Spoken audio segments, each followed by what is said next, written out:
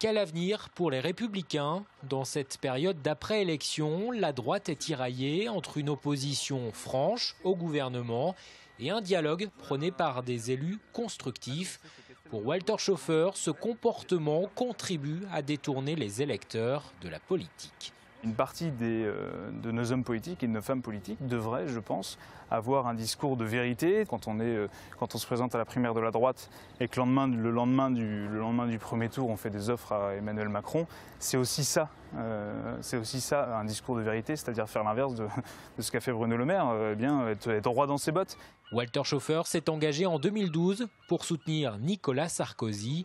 La place des jeunes en politique, il y croit, encore plus dans cette période de recomposition. Ils peuvent apporter, dit-il, un nouveau souffle. Aujourd'hui, la politique, ça ne se passe plus dans des réunions publiques où l'homme politique ou la femme politique discute et les 50 personnes en face écoutent. Je pense qu'aujourd'hui, ça se passe sur le terrain, à aller voir les personnes, qu'est-ce qu'elles attendent, qu'est-ce qu'elles veulent, qu'est-ce qu'elles attendent de la politique. C'est aussi la conviction de Corentin Datin. À 19 ans, il était le plus jeune candidat vendéen aux législatives, représentant d'Allons Enfants, un mouvement qui s'appuie sur les propositions des 18-25 ans. Un jeune dans un parti politique, c'est un faire-valoir. On le place dans un meeting avec des drapeaux, avec des t-shirts jeunes avec tel candidat. Et c'est tout. Comment on peut essayer de remobiliser les jeunes?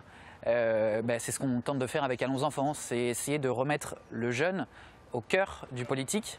Et pour lui aussi, le renouveau politique passe par une nouvelle méthode d'approche des électeurs. On est jeune, donc on est né avec les réseaux sociaux, on est né avec les outils du numérique.